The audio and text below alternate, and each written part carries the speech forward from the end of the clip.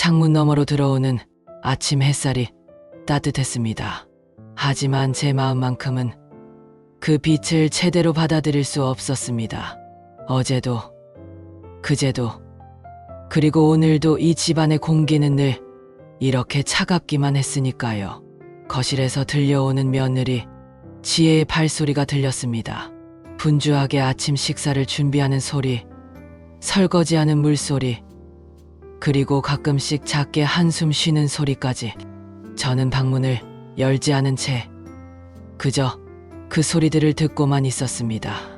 또 뭘 잘못 만들었을까? 아니, 사실 잘못 만든 건 아닙니다. 지혜는 요리를 제법 잘하는 편이었습니다. 하지만 제 입에서는 왜인지 늘 불만스러운 말만 나왔습니다. 방문을 열고 나가자 지혜가 부엌에서 고개를 살짝 돌렸습니다. 순간 우리의 시선이 마주쳤지만 저는 애써 눈을 돌렸습니다.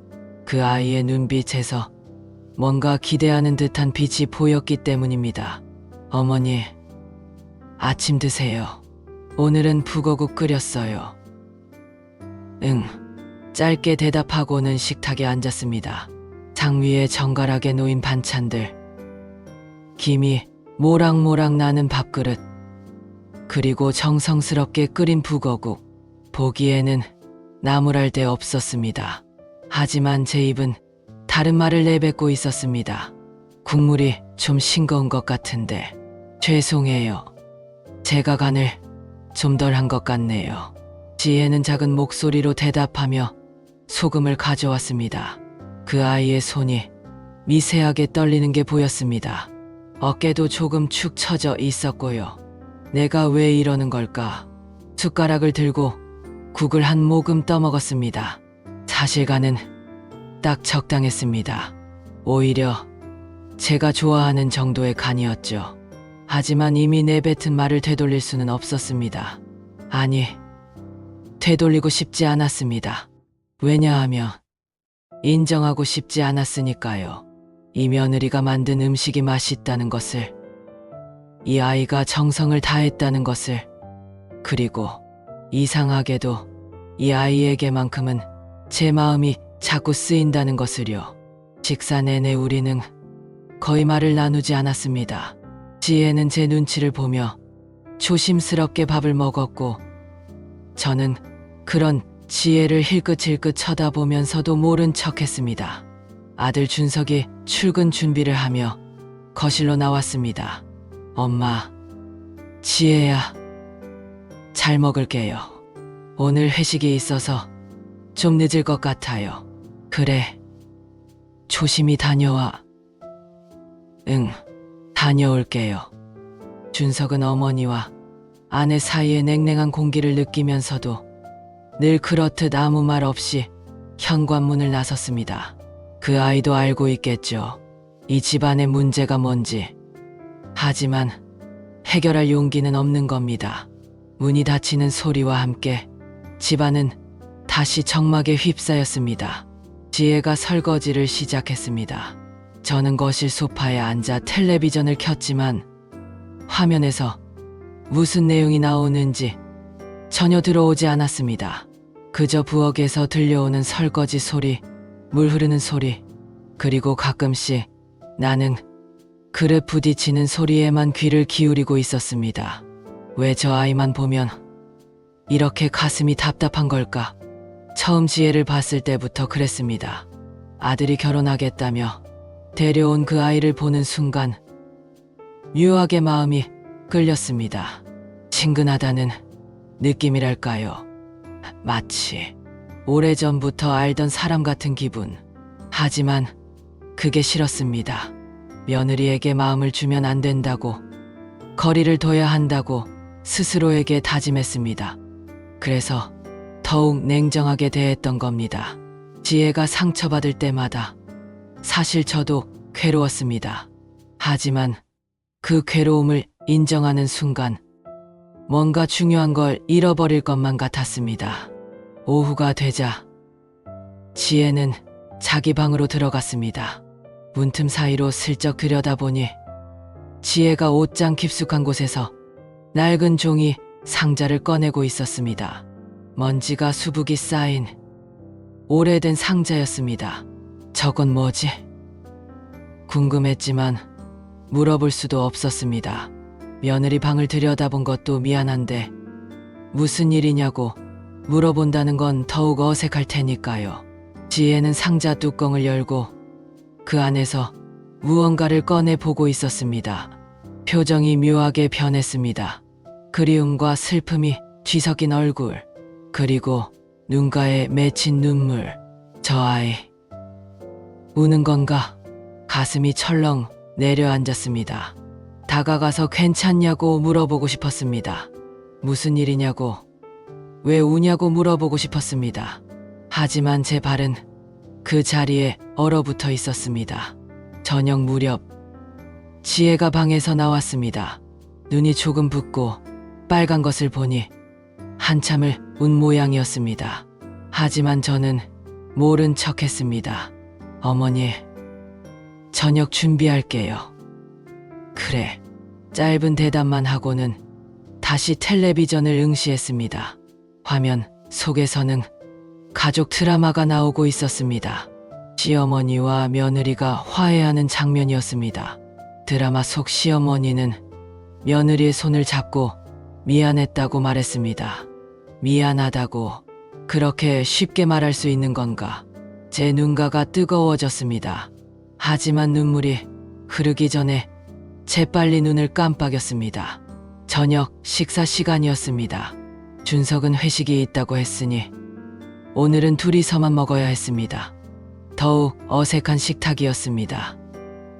오늘 어머니 길이 다음 주더라고요. 지혜가 조심스럽게 말을 꺼냈습니다. 그 아이의 어머니 길 5년 전에 돌아가셨다고 들었습니다. 그래. 준비할 거 있으면 해. 네. 감사합니다. 지혜는 고개를 숙이며 대답했습니다. 그리고는 더 이상 말을 하지 않았습니다. 그 아이의 어머니는 어떤 분이셨을까? 문득 궁금해졌습니다. 지혜를 어떻게 키웠기에 이렇게 착한 아이로 자랐을까?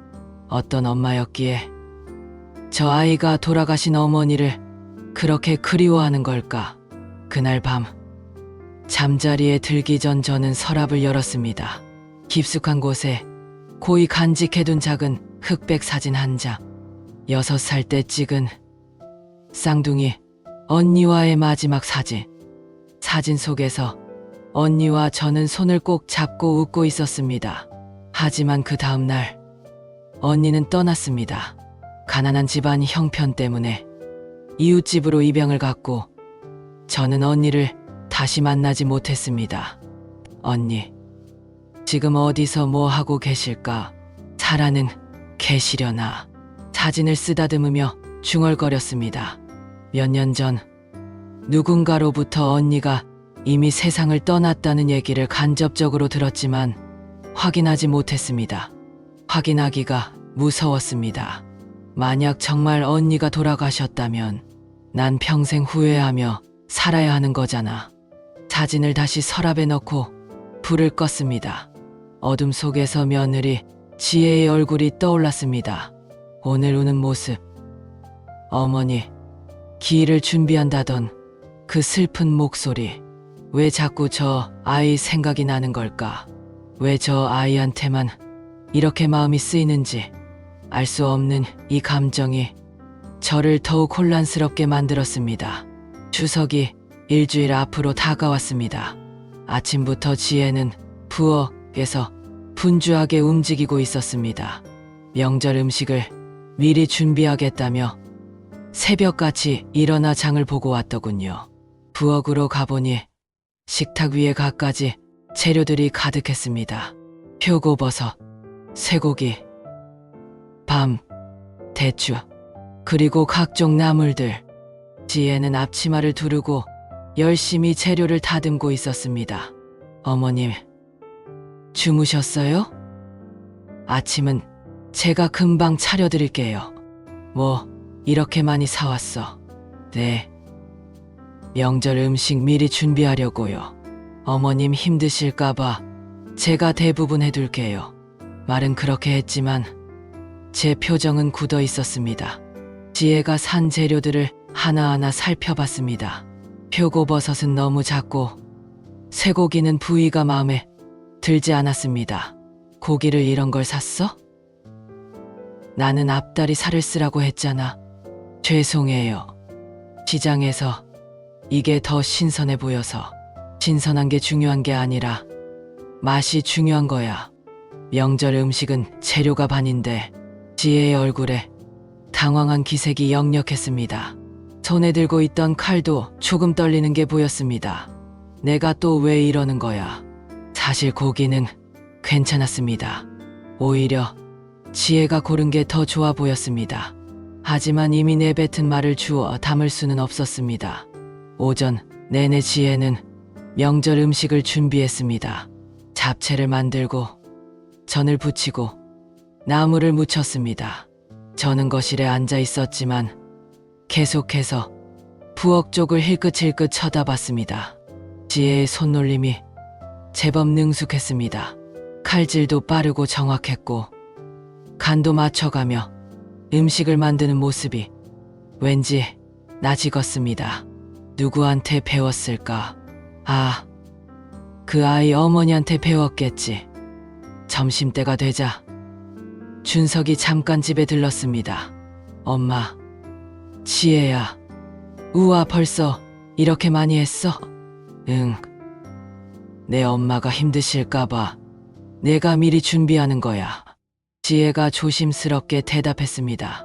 준석은 잡채를 하나 집어 먹어보더니 엄지를 치켜 세웠습니다. 역시 우리 지혜 손맛은 최고야. 엄마, 맛있죠? 응.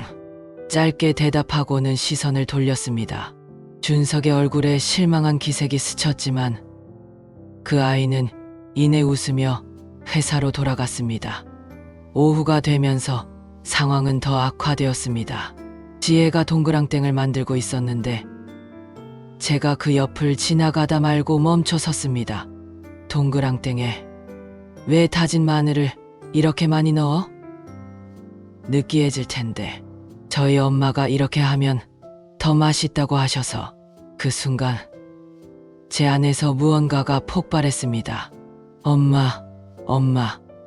그렇게 내 엄마가 좋으면 내 친정에 가서 살지. 왜 여기 있어? 목소리가 차갑게 나왔습니다. 지혜의 얼굴이 창백해졌습니다. 손에 들고 있던 국자가 바닥에 떨어졌습니다.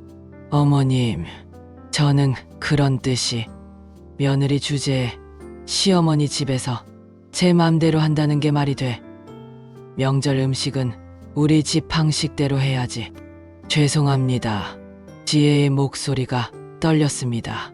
눈가에 눈물이 맺혀 있었지만 그 아이는 꾹 참고 있었습니다. 고개를 숙인 채 어깨가 미세하게 떨리고 있었습니다. 아니야. 내가 하고 싶었던 말은 이게 아닌데. 가슴이 답답했습니다. 지혜에게 상처를 주고 싶었던 게 아닌데 왜 자꾸 이런 말들이 튀어나오는지 모르겠습니다. 나는 방에 있을 테니까 혼자 다 해. 그렇게 말하고는 방으로 들어가 문을 닫았습니다. 문 너머로 지혜가 흐느끼는 소리가 작게 들렸습니다. 하지만 저는 나가지 못했습니다. 침대에 앉아 고개를 떨구었습니다. 손이 떨렸습니다. 내가 왜 저랬을까? 왜 자꾸 저 아이한테 상처를 주는 거지? 엄마 얘기만 나오면 왜 이렇게 마음이 흔들리는지 모르겠습니다. 지혜가 우리 엄마가 라고 할 때마다 가슴 한쪽이 무너지는 것 같습니다. 나한테도 언니가 있었는데 언니가 살아계셨다면 나도 저렇게 자랑스럽게 말할 수 있었을까? 서랍을 열어 쌍둥이 언니와 찍은 사진을 꺼냈습니다. 60년도 더 된 사진. 빛바랜 흑백 사진 속에서 언니와 저는 해맑게 웃고 있었습니다. 언니, 내가 너무 못됐지. 나도 모르게 자꾸 화를 내게 돼. 사진을 가슴에 안고 한참을 가만히 있었습니다. 밖에서는 여전히 지혜가 부엌일을 하는 소리가 들렸습니다. 칼소리, 물 흐르는 소리, 그리고 가끔씩 작은 한숨 소리. 저녁이 되었습니다. 방에서 나가보니 식탁 위에 지혜가 만든 명절 음식들이 가지런히 놓여 있었습니다. 잡채, 전, 나물, 동그랑땡, 하나같이 정성스럽게 만들어진 음식들이었습니다.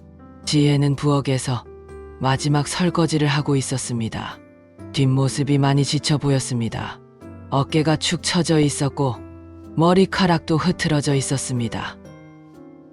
내가 너무한 거 아닌가. 음식들을 하나하나 살펴봤습니다. 색깔도 예쁘고 모양도 좋았습니다. 잡채를 하나 집어 먹어봤습니다. 맛있었습니다. 아니, 정말 맛있었습니다. 간도 딱 맞고 재료들도 조화롭게 어우러져 있었습니다. 마늘 넣은 동그랑땡도 먹어봤습니다. 느끼하지 않고 오히려 감칠맛이 났습니다. 지혜 엄마가 가르쳐준 게 맞았네. 내가 틀렸어. 죄책감이 밀려왔습니다. 동시에 묘한 감정도 함께 올라왔습니다. 왜 이 아이가 만든 음식을 먹으면 가슴이 뭉클해지는 걸까? 왜 이 아이만 보면 자꾸 눈물이 날 것 같을까? 지혜가 설거지를 마치고 자기 방으로 들어갔습니다. 제 앞을 지나가면서도 고개를 들지 못했습니다. 눈이 퉁퉁 부어 있었습니다. 저 먼저 들어가요. 응. 방문이 닫혔습니다. 그리고 얼마 지나지 않아 지혜가 우는 소리가 들렸습니다. 애써 소리를 죽이려 했지만 조용한 밤이라 다 들렸습니다. 엄마, 나 정말 힘들어. 뭘 해도 인정을 못 받겠어. 엄마가 계셨으면 좋겠어. 지혜의 목소리였습니다. 돌아가신 어머니를 부르며 우는 소리. 저는 거실 소파에 주저앉았습니다. 가슴이 미으셔지는 것 같았습니다. 내가 저 아이한테 정말 못되게 굴었구나. 하지만 어떻게 사과해야 할지 몰랐습니다.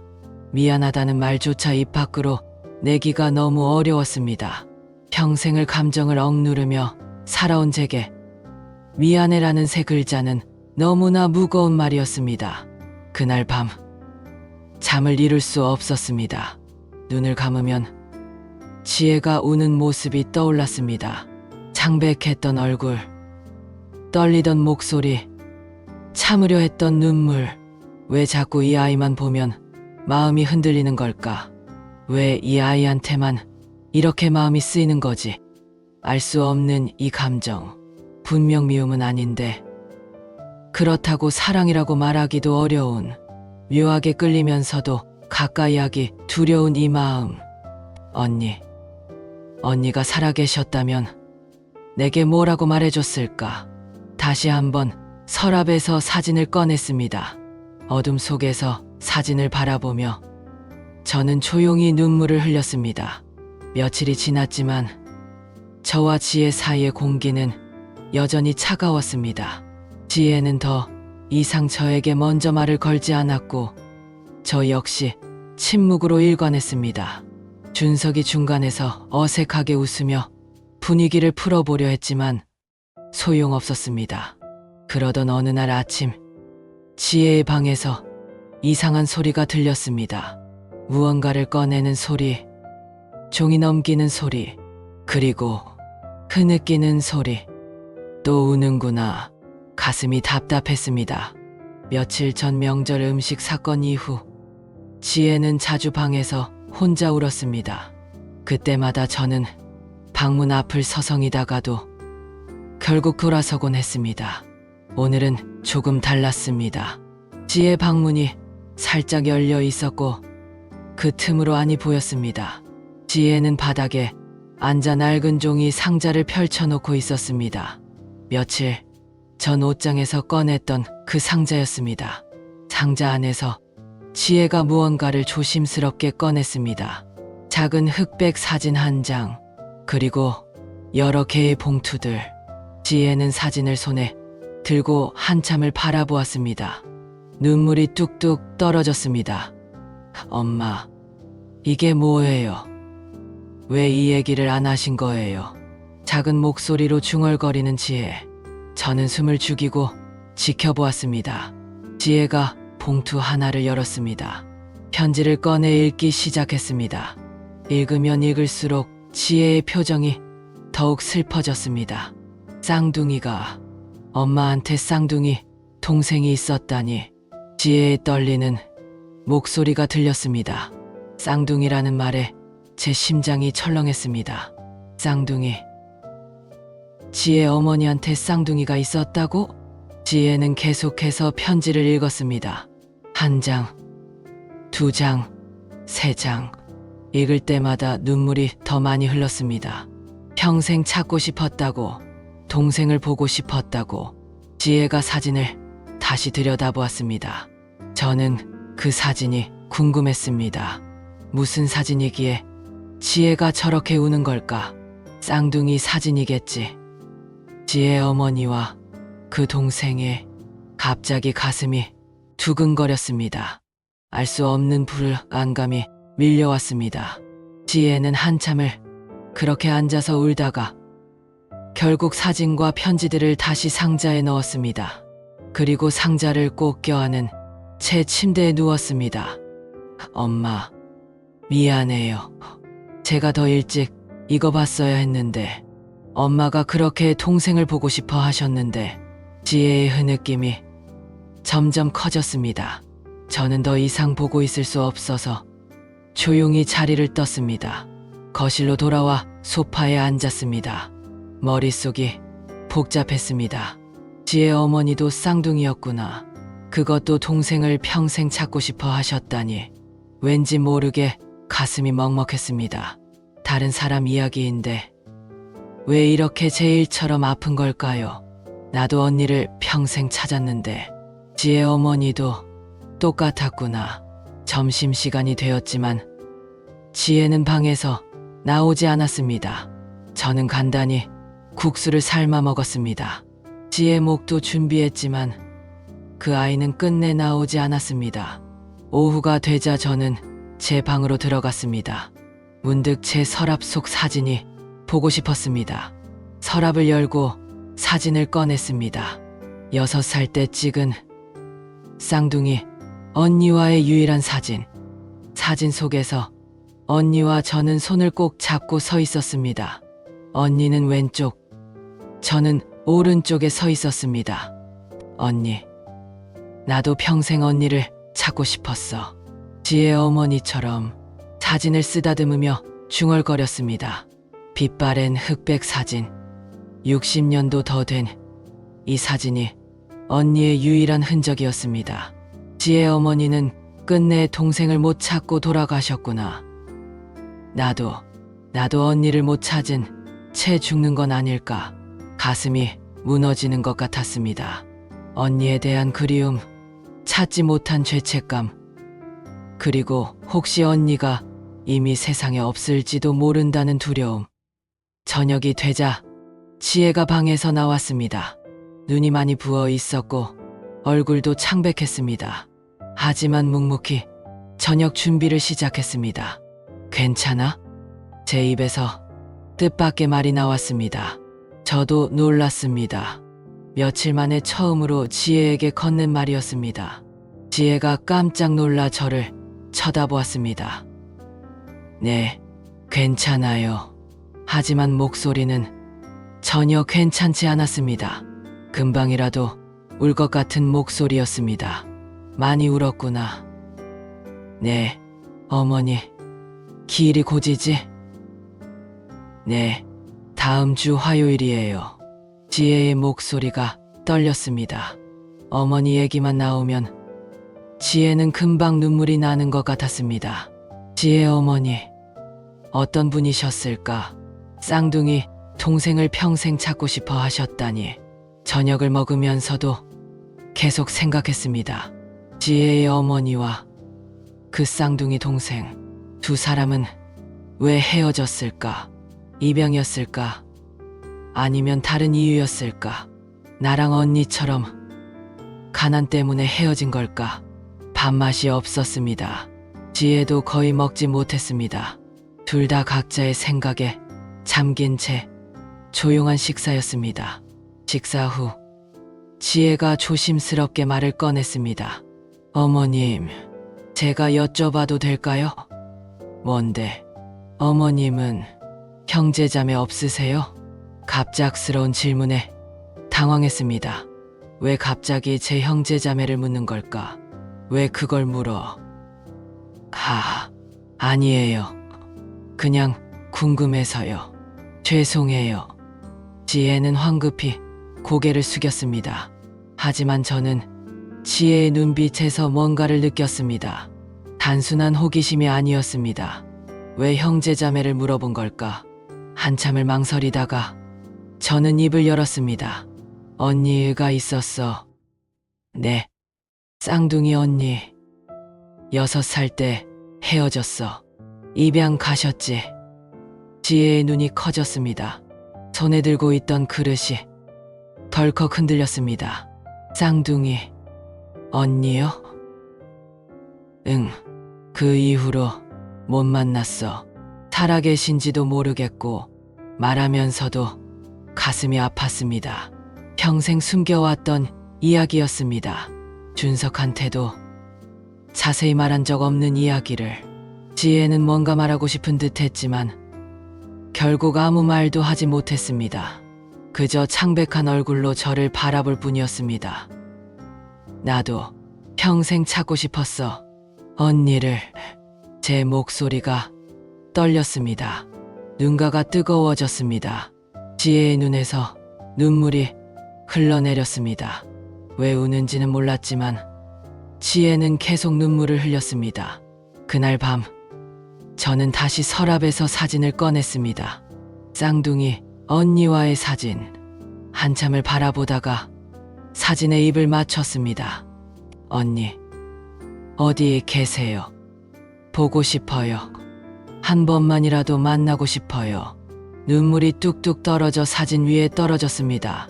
60년을 찾지 못한 언니. 이제는 영영 만나지 못할지도 모른다는 절망감. 복도 너머 지혜 방에서도 흐느끼는 소리가 들렸습니다. 둘 다 각자의 방에서 각자의 상실을 슬퍼하며 울고 있었습니다. 하지만 우리는 아직 몰랐습니다. 우리가 찾던 사람들이 얼마나 가까이 있었는지, 그 진실이 얼마나 가슴 아픈 것인지. 시어머니께 쌍둥이 언니가 있었다는 말을 들은 후 며칠 동안 잠을 제대로 잘 수 없었습니다. 머릿속이 복잡했습니다. 쌍둥이 언니, 6살 때 헤어지셨다고. 엄마의 유품 상자 속 사진이 자꾸 떠올랐습니다. 엄마도 쌍둥이였고 어릴 때 헤어졌다고 했습니다. 그리고 평생 쌍둥이 동생을 찾고 싶어 하셨다고. 설마, 아니겠지. 그럴 리가 없어. 하지만 이상한 예감을 떨칠 수 없었습니다. 시어머니를 처음 봤을 때부터 느꼈던 그 묘한 친근함. 엄마 사진을 볼 때마다 느꼈던 시어머니와의 닮은 느낌. 확인해봐야 해. 엄마 사진을 시어머니께 보여드려야 하나. 하지만 용기가 나지 않았습니다. 만약 아니라면 괜히 신뢰만 되는 것이고, 만약 맞다면 그건 그것대로 너무 충격적일 것 같았습니다. 그러던 어느 날 오후 시어머니께서 외출하셨습니다. 병원 정기검진 때문이라고 하시며 나가셨습니다. 저는 평소처럼 집안 청소를 시작했습니다. 거실, 부엌, 화장실, 그리고 시어머니 방. 청소나 제대로 해드려야지. 시어머니 방문을 열고 들어갔습니다. 늘 단정하게 정돈된 방이었습니다. 침대는 말끔히 정리되어 있었고 책상 위에는 독서용 안경과 책 몇 권이 놓여 있었습니다. 청소기를 돌리고 먼지를 닦고 침대 시트를 갈았습니다. 그리고 책상 주변을 정리하다가 서랍이 살짝 열려 있는 걸 발견했습니다. 닫아드려야지. 서랍을 닫으려다가 그 안에 무언가가 보였습니다. 작은 사진 한 장. 흑백 사진이었습니다. 심장이 쿵했습니다. 저 사진. 손이 떨렸습니다. 서랍을 조금 더 열어 사진을 자세히 봤습니다. 그 순간 세상이 멈춘 것 같았습니다. 사진 속에는 어린 두 여자아이가 손을 잡고 서 있었습니다. 똑같이 생긴 쌍둥이. 왼쪽 아이와 오른쪽 아이. 이건, 이 사진. 엄마 유품에 있던 그 사진과 똑같았습니다. 아니, 똑같은 게 아니라 바로 그 사진이었습니다. 같은 날, 같은 장소에서 찍은 쌍둥이 사진. 무릎에 힘이 풀렸습니다. 바닥에 주저앉았습니다. 어떻게 이럴 수가. 손이 떨려서 사진을 제대로 잡을 수조차 없었습니다. 심장이 미친 듯이 뛰었습니다. 엄마 유품 상자에서 본 그 사진. 쌍둥이 2명이 손을 잡고 있는 사진. 엄마가 평생 간직하고 있던 사진. 그리고 지금 제가 시어머니 서랍에서 발견한 이 사진. 똑같은 사진이었습니다. 그럼 이게 무슨 의미인 거지? 머리가 복잡했습니다. 생각이 정리되지 않았습니다. 시어머니가 엄마의 쌍둥이 동생이라는 거야? 그럴 리가 없어. 하지만 사진은 거짓말을 하지 않았습니다. 똑같은 옷, 똑같은 배경, 똑같은 포즈. 이것은 분명 같은 날 찍은 같은 사진이었습니다. 얼른 제 방으로 뛰어갔습니다. 옷장 깊숙한 곳에서 엄마 유품 상자를 꺼냈습니다. 떨리는 손으로 상자를 열고 사진을 꺼냈습니다. 2장의 사진을 나란히 놓고 비교했습니다. 똑같았습니다. 완벽하게 똑같았습니다. 왼쪽 아이와 오른쪽 아이. 손을 꼭 잡고 있는 모습. 배경의 나무. 모든 것이 일치했습니다. 엄마가 평생 찾던 쌍둥이 동생이 시어머니였어? 눈물이 주르륵 흘러내렸습니다. 믿을 수 없었습니다.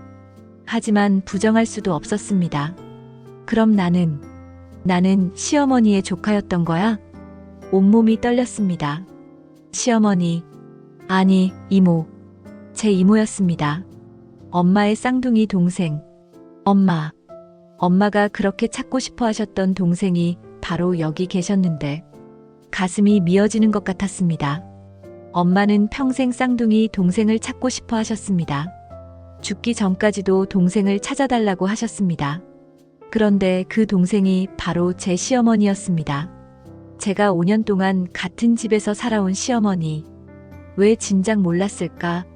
왜 아무도 몰랐을까? 아니, 어떻게 알았겠습니까? 엄마는 5년 전에 돌아가셨고 시어머니는 언니가 어디 있는지 몰랐으니까요. 운명의 장난 같았습니다. 쌍둥이 자매가 60년 동안 서로를 찾았는데 결국 만나지 못한 채 한 명은 세상을 떠났고 남은 한 명은 그 언니의 딸과 같은 집에서 살고 있었다니.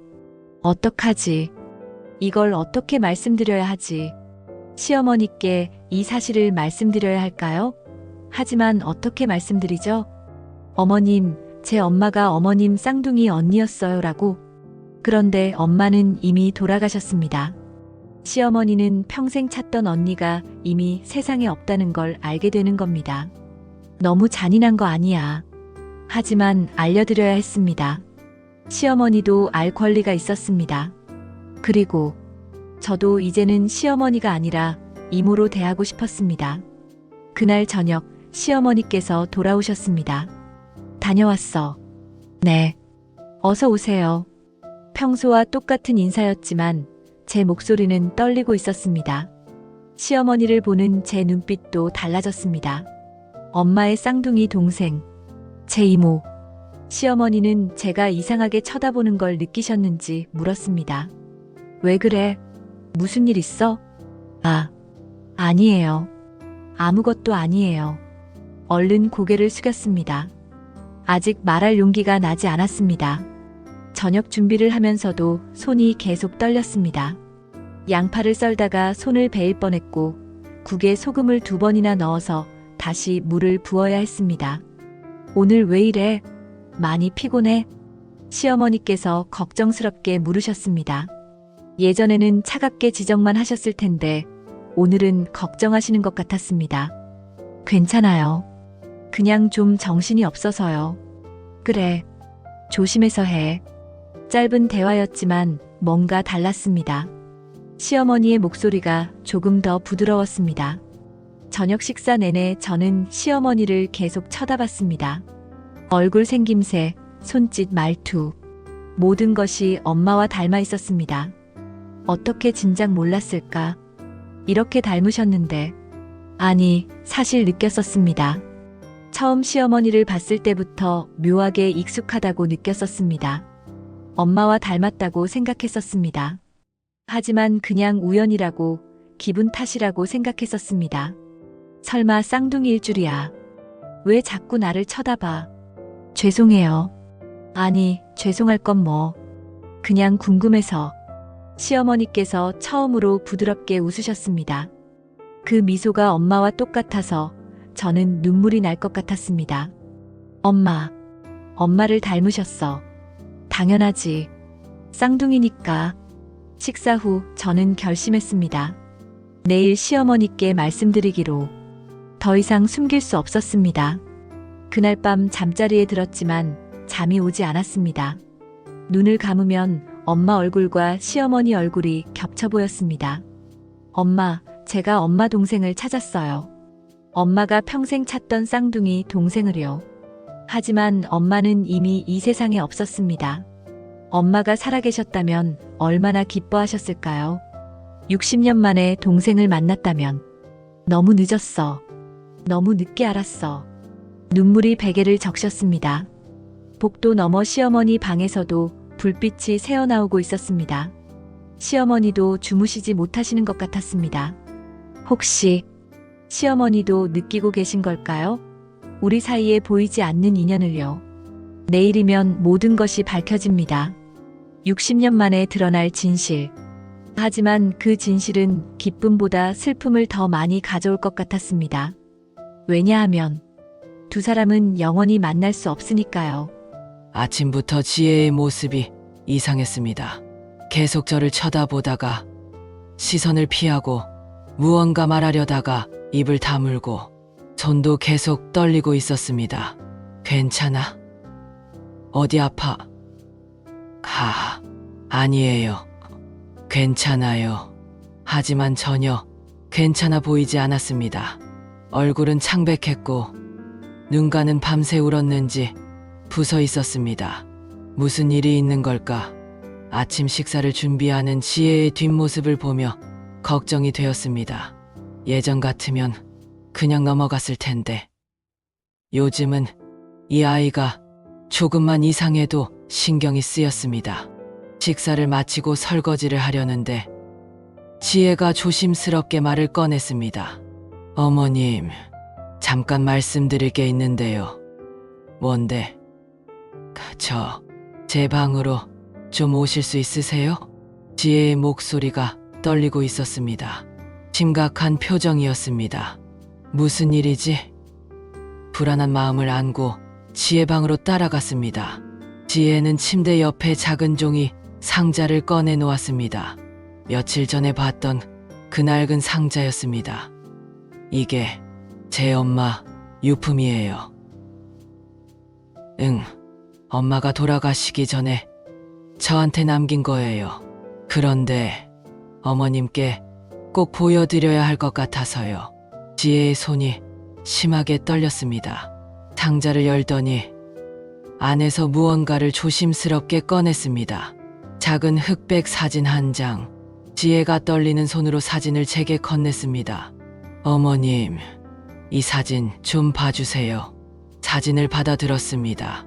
그리고 숨이 멎었습니다. 사진 속에는 어린 두 여자아이가 손을 잡고 서 있었습니다. 쌍둥이, 똑같이 생긴 두 아이. 이건 제 서랍 속에 있는 그 사진. 언니와 제가 찍은 그 사진과 똑같았습니다. 아니, 똑같은 게 아니라 바로 그 사진이었습니다. 사진이 손에서 떨어질 뻔했습니다. 온몸에 소름이 돋았습니다. 이게 어디서 난 거야? 제 목소리가 떨렸습니다. 심장이 미친 듯이 뛰었습니다. 제 엄마 유품에서 나왔어요. 엄마가 평생 간직하고 계셨던 사진이에요. 네, 엄마가. 머리가 하얘졌습니다. 생각이 정리되지 않았습니다. 지혜가 상자에서 편지 몇 장을 꺼냈습니다. 엄마가 남긴 편지예요. 읽어보시겠어요? 떨리는 손으로 편지를 받았습니다. 펼쳐서 읽기 시작했습니다. 동생아, 너는 잘 지내고 있니? 언니는 너를 찾고 싶어. 한 번만이라도 보고 싶어. 우리가 헤어진 지 벌써 30년이 넘었구나. 넌 기억할까? 언니는 아직도 내 손을 잡았던 그날을 기억해. 동생아, 언니가 먼저 가게 되더라도 너를 잊지 않을게. 평생 너를 사랑했어. 편지를 읽을수록 손이 더 떨렸습니다. 눈앞이 흐려졌습니다. 어머님, 제 엄마는 이영이에요. 5년 전에 돌아가셨어요. 이영이. 그 이름을 듣는 순간 세상이 무너지는 것 같았습니다. 영이, 언니. 네, 제 엄마 이름이 이영이에요. 그리고 엄마는 쌍둥이였어요. 어릴 때 입양 가셨고 평생 쌍둥이 동생을 찾고 싶어 하셨어요. 더 이상 서 있을 수가 없었습니다. 바닥에 주저앉았습니다. 언니, 내 쌍둥이 언니, 지혜 어머니가 제 언니였다는 겁니까? 평생 찾던 언니가 제 며느리의 어머니였다는 겁니까? 어머니, 괜찮으세요? 지혜가 제 곁에 무릎을 꿇고 앉았습니다. 눈물이 가득한 눈으로 저를 바라봤습니다. 어제 어머님 방 청소하다가 어머님 서랍에서 똑같은 사진을 봤어요. 그래서 알았어요. 지혜의 목소리도 떨리고 있었습니다. 어머님이 제 엄마의 쌍둥이 동생이시라는 걸요. 그 말을 듣는 순간 모든 게 이해되었습니다. 왜 지혜를 처음 봤을 때부터 묘하게 끌렸는지, 왜 지혜만 보면 가슴이 답답했는지, 왜 지혜가 만든 음식을 먹으면 눈물이 날 것 같았는지. 피부치였구나. 내 언니의 딸이었구나. 언니가 벌써 말을 잇지 못했습니다. 목이 메었습니다. 5년 전에 병으로 돌아가셨어요. 돌아가시기 전까지도 쌍둥이 동생을 찾고 싶어 하셨어요. 지혜도 눈물을 흘리기 시작했습니다. 어머님, 아니, 이모. 그 호칭을 듣는 순간 눈물이 터져 나왔습니다. 언니가 나를 찾고 있었다고? 네, 평생 찾고 싶어 하셨어요. 편지에 다 써놓으셨어요. 편지를 다시 집어들었습니다. 언니의 글씨, 언니의 마음. 60년 동안 저를 그리워한 언니의 마음이 편지마다 가득했습니다. 동생아, 미안해. 언니가 먼저 떠나서 미안해. 내가 잘 살고 있기를 바라. 행복하기를 바라. 언니는 내가 보고 싶어. 너무너무 보고 싶어. 언니. 편지를 가슴에 안고 울었습니다. 60년 동안 참았던 눈물이 쏟아졌습니다. 왜 진작 찾지 못했을까? 왜 언니가 살아계실 때 만나지 못했을까? 지혜도 제 곁에서 함께 울었습니다. 엄마가 살아계셨으면, 엄마가 이모를 만났으면 얼마나 좋았을까요? 응, 언니를 만나고 싶었어. 한 번만이라도 만나고 싶었는데 두 사람은 그렇게 한참을 안고 울었습니다. 죽은 사람과 남은 사람, 만나지 못한 쌍둥이와 그 딸, 한참이 지나서야 겨우 정신을 차렸습니다. 눈물을 닦고 지혜를 바라봤습니다. 이제 와서 보니 지혜는 언니를 많이 닮았습니다. 눈매, 코, 입매, 어릴 적 언니의 모습 그대로였습니다. 내가 언니의 딸이었구나. 네, 그리고 저는 이모의 조카였어요. 미안해. 정말 미안해. 왜 미안하세요? 내가 너한테 너무 못했잖아. 피부치한테 그렇게 차갑게 대했어. 자책감이 밀려왔습니다. 조카에게 언니의 딸에게 그렇게 냉정하게 대했다니. 아니에요. 이모. 이모도 몰랐잖아요. 아니야. 나는 느꼈어야 했어. 처음 너를 봤을 때부터 뭔가 달랐는데 왜 언니의 딸이라는 걸 몰랐을까? 저도 몰랐어요. 어제 사진을 보기 전까지는요. 지혜가 제 손을 꼭 잡았습니다. 언니의 손을 잡는 것 같았습니다. 이모, 이제라도 알게 돼서 다행이에요. 늦었지만 그래도 다행이에요. 늦었지. 너무 늦었어. 언니는 이미 없는데 다시 눈물이 났습니다. 언니를 평생 찾았는데 결국 만나지 못한 채 언니는 세상을 떠났습니다. 하지만 언니의 딸이 여기 있었습니다. 제 곁에. 제가 그렇게 냉정하게 대했던 며느리가 사실은 제 조카였습니다. 지혜야, 네, 이모. 용서해 줄 수 있겠니?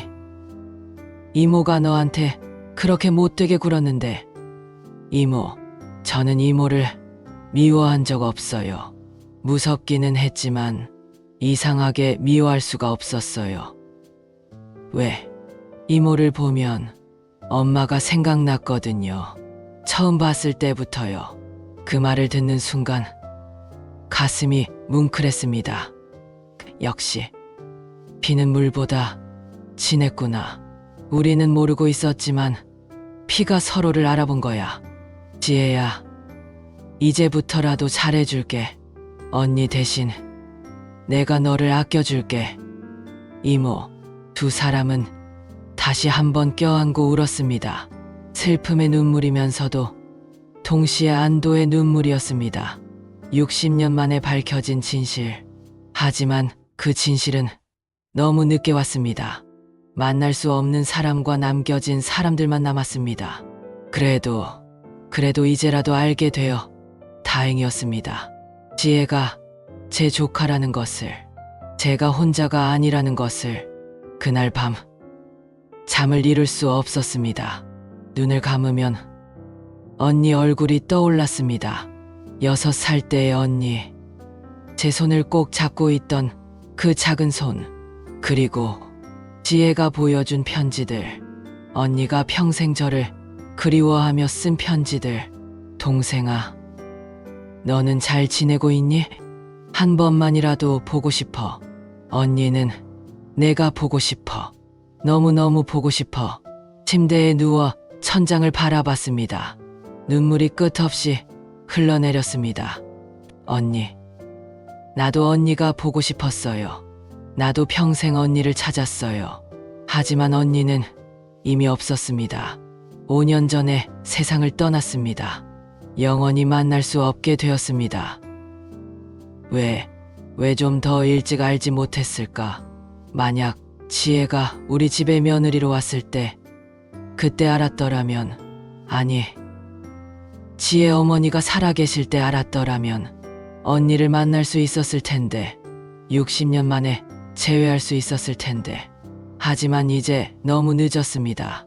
언니는 영원히 돌아오지 않습니다. 자리에서 일어나 거실로 나왔습니다. 소파에 앉아 어둠 속에서 한참을 가만히 있었습니다. 내가 언니의 딸한테 그렇게 대했구나. 가슴이 찢어지는 것 같았습니다.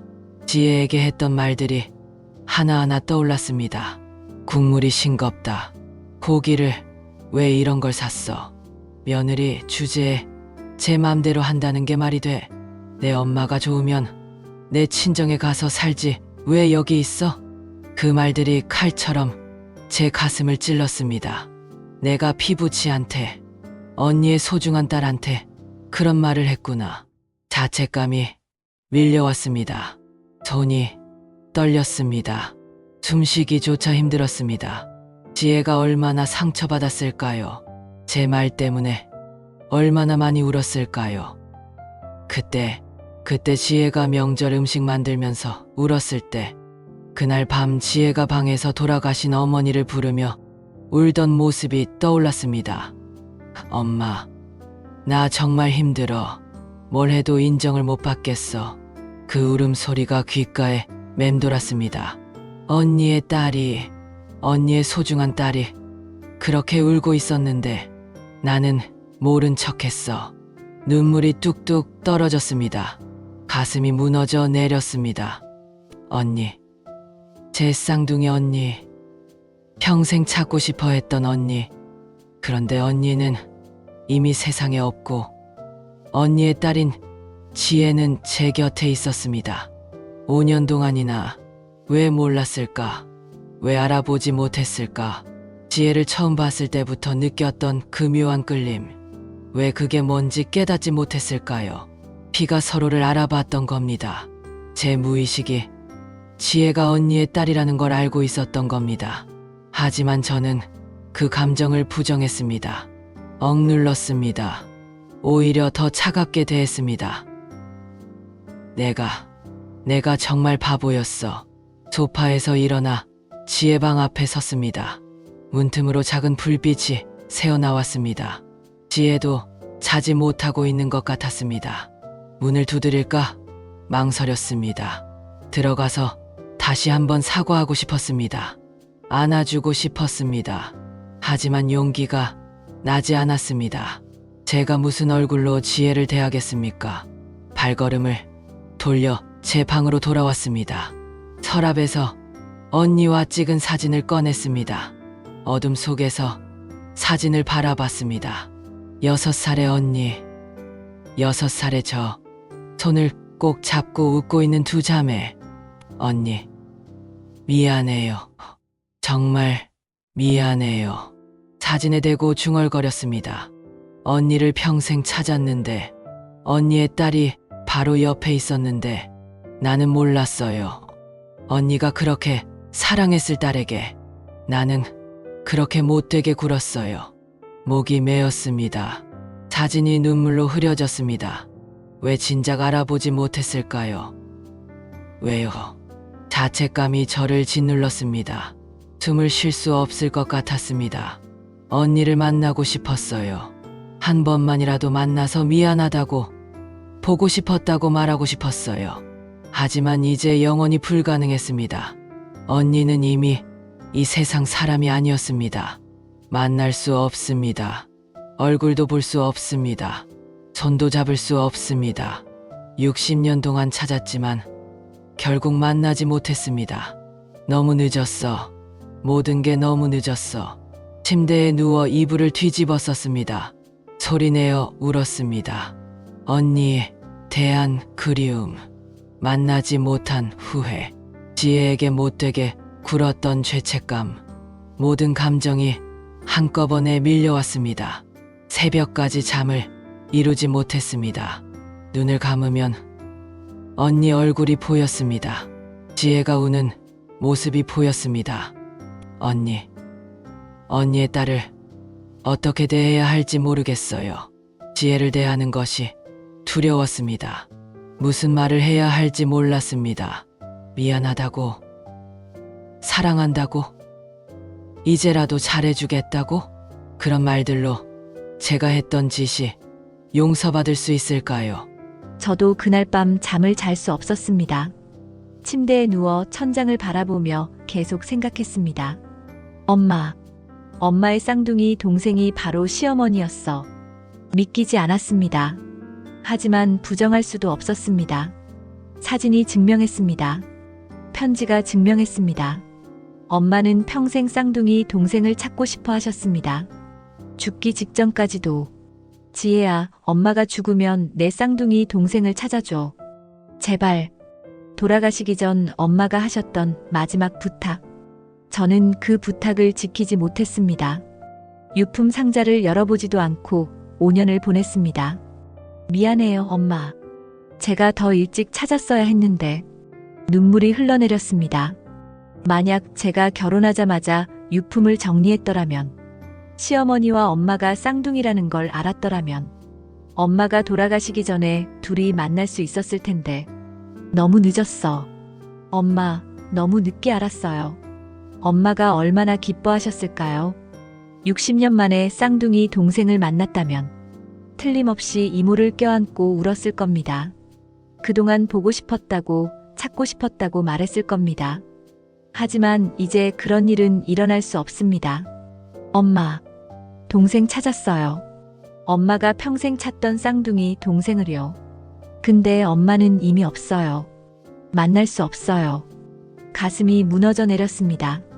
이불을 뒤집어 쓰고 소리 없이 울었습니다. 이모도 힘드실 겁니다.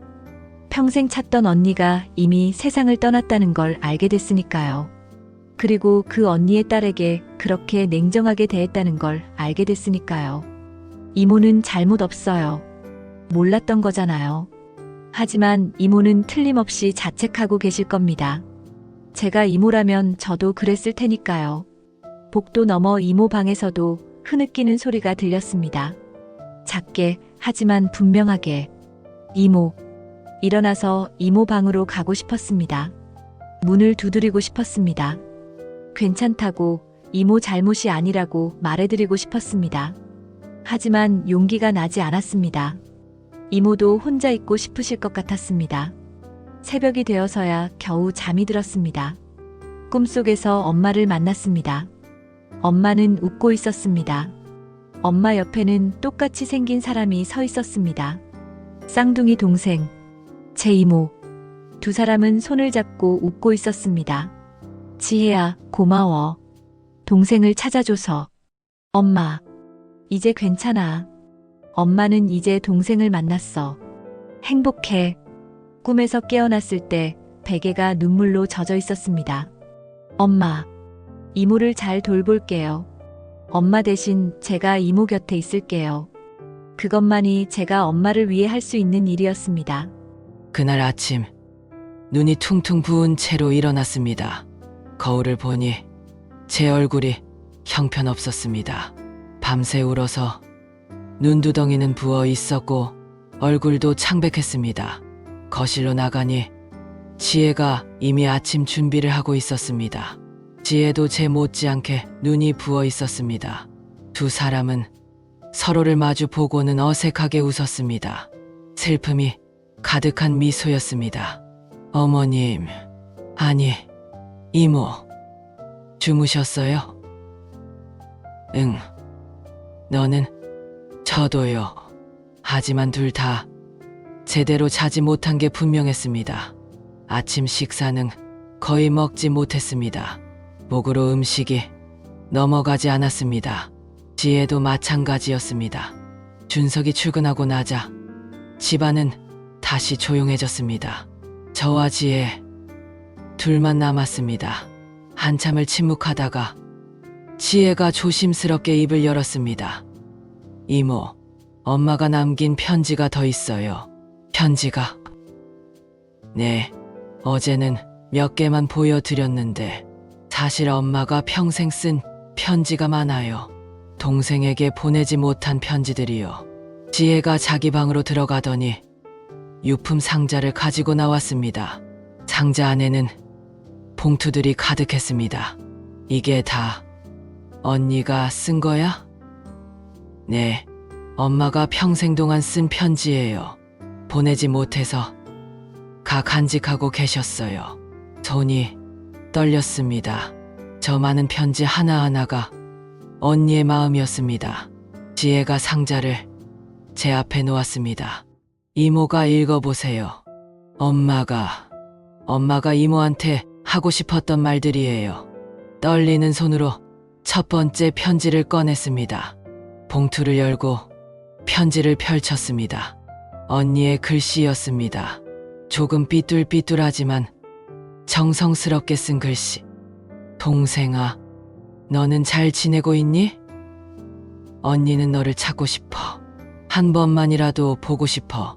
우리가 헤어진 지 벌써 10년이 지났구나. 넌 기억할까? 언니는 아직도 그날을 기억해. 내 손을 잡았던 그 작은 손을, 너랑 같이 찍은 사진을. 동생아, 언니는 너를 잊은 적이 없어. 하루도 빠짐없이 너를 생각했어.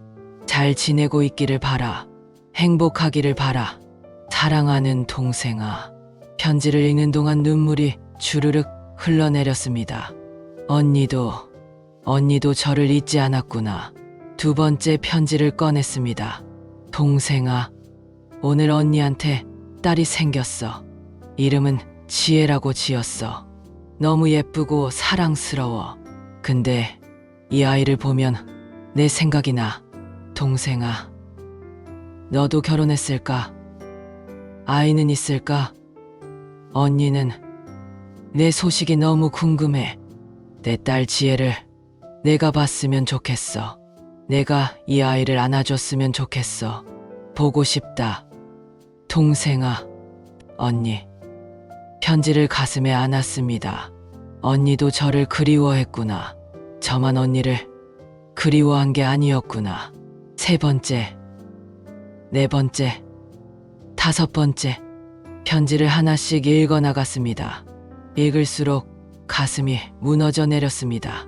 동생아, 우리가 헤어진 지 30년이 지났어. 언니는 이제 중년이 됐어. 너를 찾으려고 많이 노력했어. 여기저기 수소문도 하고 입양기관에도 연락했어. 하지만 찾을 수가 없었어. 내가 어디 있는지 알 수가 없었어. 동생아, 언니가 죽기 전에 너를 한 번만이라도 만날 수 있을까? 너무 보고 싶어. 너무너무 보고 싶어.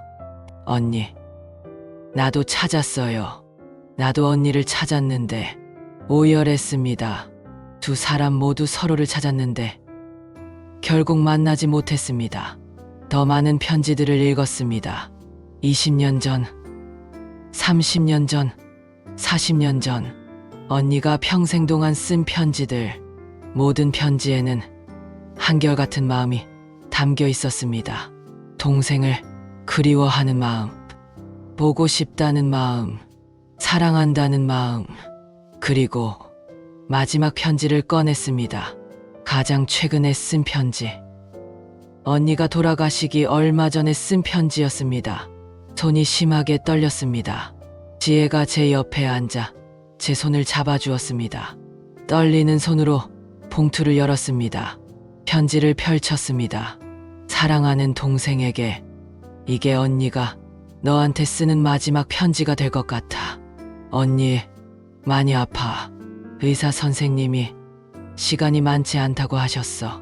동생아, 미안해. 언니가 죽기 전에 너를 찾지 못해서 미안해. 평생 너를 찾고 싶었는데 결국 만나지 못하고 가는구나. 너는 어디서 뭐 하고 있을까? 건강하게 잘 살고 있을까? 동생아, 언니는 내가 행복하기를 바라. 건강하기를 바라. 그리고 동생아, 부탁이 하나 있어.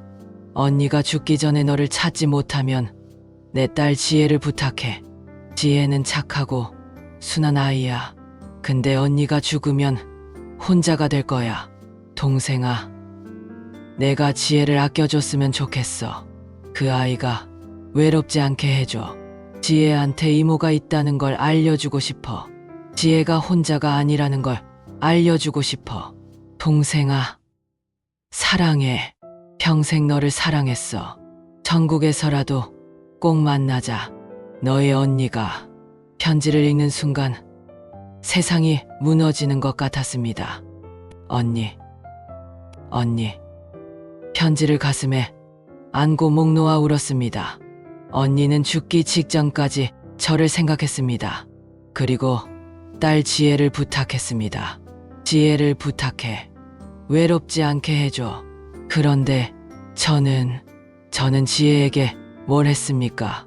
냉정하게 대했습니다. 상처를 주었습니다. 눈물 흘리게 만들었습니다. 언니가 그렇게 사랑한 딸에게, 언니가 제게 부탁한 딸에게 미안해. 언니, 정말 미안해. 지혜가 제 옆에서 함께 울고 있었습니다. 저는 지혜를 돌아보았습니다. 눈물로 범벅이 된 지혜의 얼굴, 언니를 닮은 얼굴. 지혜야, 네, 이모, 이리 와. 지혜를 끌어안았습니다. 꽉 껴안았습니다. 미안해. 정말 미안해. 이모가 너무 못했지. 너한테 상처만 줬지. 용서해 줄 수 있겠니? 이모, 괜찮아요. 아니야, 괜찮지 않아. 내가 언니한테 약속했어야 했는데, 지혜를 잘 돌봐주겠다고, 외롭지 않게 해주겠다고. 이모 잘못 아니에요. 이제부터라도 잘할게. 언니 대신 내가 너를 아껴줄게. 사랑해줄게. 지혜가 제 품에서 울었습니다. 이모, 저도 이모를 미워할 수가 없었어요. 왜? 이모를 보면 엄마가 생각났거든요. 이모 눈빛이, 목소리가, 손짓이 다 엄마 같았어요. 지혜야, 이모가 저한테 차갑게 대하실 때도 왜 미워할 수가 없었어요. 이상하게 마음이 쓰였어요. 그건 피 때문이었을 거야. 우리가 피부치라는 걸 몸이 알고 있었던 거야. 네, 그런 것 같아요. 두 사람은 한참을 그렇게 안고 울었습니다. 언니가 남긴 편지들이 바닥에 흩어져 있었습니다. 60년간의 그리움이 담긴 편지들. 언니, 약속할게요. 지혜를 잘 돌볼게요. 외롭지 않게 해줄게요. 편지를 향해 중얼거렸습니다. 늦었지만 이제라도 제대로 할게요. 지혜를 언니 딸로, 제 조카로 사랑할게요. 지혜가 고개를 들어 저를 보았습니다. 눈물 범벅이 된 얼굴로 웃고 있었습니다. 이모, 고마워요. 내가 고마워. 내가 옆에 있어줘서. 이모, 이제 저희 가족이죠. 그럼 우리는 가족이야. 진짜 가족. 지혜를 다시 한번 꽉 껴안았습니다. 이제는 며느리가 아니었습니다. 조카였습니다. 언니가 제게 부탁한 소중한 딸이었습니다. 언니, 지혜를 잘 돌볼게요. 제가 언니 대신 이 아이를 사랑할게요. 마음속으로 언니에게 약속했습니다. 60년 만에 밝혀진 진실. 너무 늦었지만 그래도 알게 되어 다행이었습니다. 이제는 후회하지 않겠습니다. 지혜를 진심으로 사랑하겠습니다. 언니의 딸로, 제 조카로, 제 가족으로. 그것이 언니에게 할 수 있는 유일한 보답이었습니다. 그날 이후 모든 것이 달라졌습니다. 아침에 일어나 거실로 나가면 지혜가 환하게 웃으며 인사했습니다. 이모, 주무셨어요? 응, 잘 잤어. 너는? 저도요. 오늘 뭐 드실래요? 제가 이모 좋아하시는 거 만들게요. 예전에는 어색하고 차가웠던 아침 풍경이 이제는 따뜻했습니다. 여전히 서툴렀습니다. 평생 감정을 억누르며 살아온 제가 갑자기 다정해지기는 어려웠습니다. 하지만 노력했습니다. 조금씩, 천천히. 지혜야, 오늘 국 맛있네. 정말요? 다행이다. 응, 너 요리 솜씨가 참 좋구나. 내 엄마 닮았나 봐. 지혜의 얼굴이 환해졌습니다. 제 말 한마디에 저렇게 기뻐하는 지혜를 보니 가슴이 뭉클했습니다. 내가 진작 이렇게 했어야 했는데. 준석도 변화를 눈치챘습니다. 엄마, 요즘 분위기가 많이 좋아졌네요. 무슨 일 있어요? 아니, 별일 없어. 그냥 이제 좀 철이 든 것 같아. 지혜와 저는 눈을 마주 보고 살짝 웃었습니다. 준석은 모르는 비밀이었습니다. 우리 둘만 아는 특별한 비밀. 언젠가는 준석에게도 말해줘야겠지만 아직은 아니었습니다. 지금은 지혜와 둘이서만 간직하고 싶었습니다. 며칠 후 지혜가 조심스럽게 물었습니다. 이모, 다음 주가 엄마 기일인데요. 응, 알아. 이모도 같이 가실래요? 엄마 산소예요. 심장이 쿵 했습니다. 언니의 산소. 언니가 잠들어 계신 곳. 가도 될까? 당연하죠. 엄마도 이모 만나고 싶으실 거예요. 눈물이 핑 돌았습니다. 살아서는 만나지 못했지만 이제라도 언니 곁에 갈 수 있다는 것만으로도 감사했습니다. 영애 언니의 기일날 이른 아침부터 준비를 시작했습니다. 제사 음식을 정성껏 만들었습니다. 지혜와 함께 둘이서 이모, 엄마가 잡채를 좋아하셨어요. 그래? 그럼 잡채 많이 만들자. 그리고 동그랑땡도요. 마늘 많이 넣은 거. 알았어. 우리 언니 좋아하는 거 다 만들자. 우리 언니라는 말이 자연스럽게 나왔습니다. 60년 만에 다시 언니를 부르는 기분이 묘했습니다. 오전에 제사를 지냈습니다. 저는 상 앞에 무릎을 꿇고 앉았습니다. 언니의 사진을 바라보았습니다. 사진 속 언니는 환하게 웃고 있었습니다. 60살쯤 되었을 때의 사진.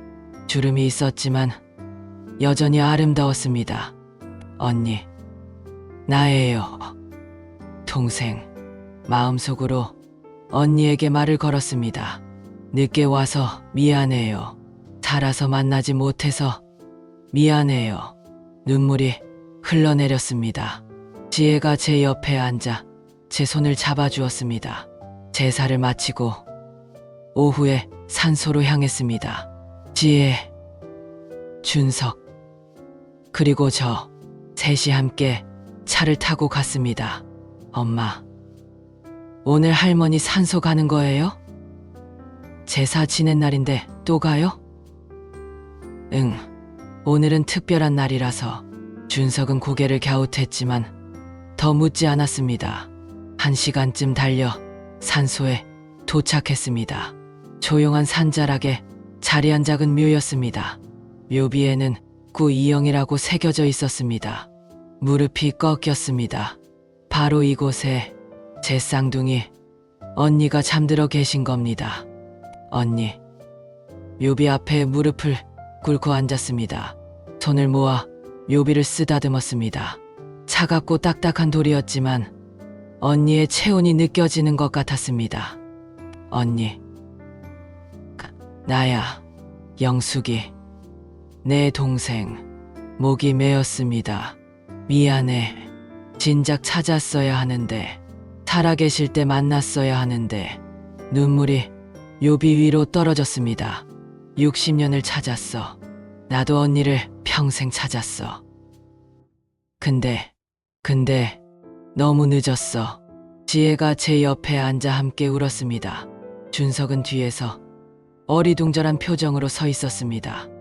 언니, 지혜는 잘 돌볼게. 약속할게. 언니가 부탁한 대로 지혜를 외롭지 않게 해줄게. 언니, 대신 내가 지혜를 아껴줄게. 사랑해줄게. 그러니까 언니, 이제 편히 쉬어. 걱정하지 마. 한참을 그렇게 묘비 앞에 앉아 있었습니다. 언니에게 하고 싶었던 말들을 다 했습니다. 지혜도 어머니 묘 앞에서 말했습니다. 엄마, 이모를 찾았어요. 엄마가 평생 찾던 쌍둥이 동생을요. 늦었지만 그래도 찾았어요. 엄마 곁에 있던 사람이 바로 이모였어요. 엄마, 이제 편히 쉬세요. 이모가 저를 잘 돌봐주실 거예요. 걱정 마세요. 지혜의 목소리도 울먹였습니다. 한참 후 자리에서 일어났습니다. 지혜의 손을 잡았습니다. 따뜻한 손이었습니다. 언니의 손 같았습니다. 가자. 지혜야. 네, 이모. 둘이 손을 잡고 산길을 내려갔습니다. 뒤에서 준석이 따라왔습니다. 엄마, 할머니가 엄마 쌍둥이 언니셨어요? 준석이 조심스럽게 물었습니다. 응, 그랬어. 60년 만에 알게 됐어. 그럼 지혜는 내 사촌 누나지. 피부치였어. 준석은 놀란 표정으로 우리를 바라보았습니다. 하지만 이내 미소 지으며 고개를 끄덕였습니다. 그렇구나. 그래서 요즘 분위기가 그렇게 좋았구나. 미안하다. 준서가, 엄마가 너희한테 너무 못했지. 아니에요. 엄마, 이제 괜찮아요. 이제 우리 진짜 가족이 된 거잖아요. 준석의 말에 지혜와 저는 웃었습니다. 그렇습니다. 이제 우리는 진짜 가족이었습니다. 집으로 돌아오는 길, 차 안에서 창밖을 바라보았습니다. 석양이 아름다웠습니다. 언니, 고마워요. 지혜를 저한테 보내줘서 마음속으로 언니에게 감사했습니다. 늦었지만 그래도 알게 되어 다행이었습니다. 만나지 못한 아쉬움은 남았지만 언니의 딸과 함께 할 수 있다는 것만으로도 충분했습니다. 그날 밤 침대에 누워 서랍에서 사진을 꺼냈습니다. 어린 시절 쌍둥이 자매가 찍은 그 흑백 사진. 사진 속에서 언니와 저는 손을 꼭 잡고 웃고 있었습니다. 언니, 우리 다시 만났어요. 지혜를 통해서요. 사진에 입을 맞췄습니다. 사랑해요. 언니, 평생 사랑했어요. 사진을 가슴에 안고 눈을 감았습니다.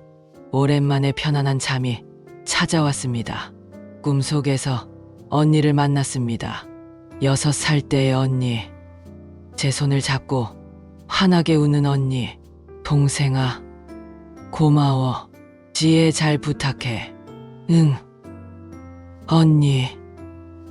약속할게. 꿈속에서 우리는 다시 손을 잡았습니다. 60년 만에 다시 잡은 손. 따뜻했습니다. 그로부터 몇 달이 지났습니다. 저와 지혜의 관계는 날이 갈수록 좋아졌습니다. 이제는 정말 이모와 조카처럼 지냈습니다. 이모, 오늘 제가 엄마 레시피대로 만들어 봤어요. 맛 좀 봐주세요. 그래. 어디 볼까? 한 입 먹어보고는 눈을 감았습니다. 언니의 손맛이었습니다. 맛있다. 정말 내 엄마 맛이 나. 정말요? 다행이다. 우리 조카가 참 요리 솜씨가 좋네. 역시 내 엄마 딸이야. 지혜가 환하게 웃었습니다. 그 미소가 언니와 똑같아서 저도 웃었습니다. 가끔 서랍에서 사진을 꺼내 봅니다. 쌍둥이 자매의 사진. 이제는 슬프지만은 않습니다. 60년 만에 이어진 인연. 늦었지만 그래도 다행입니다. 언니를 대신해서 저는 지혜를 사랑하겠습니다. 그것이 언니에게 할 수 있는 최고의 보답이니까요.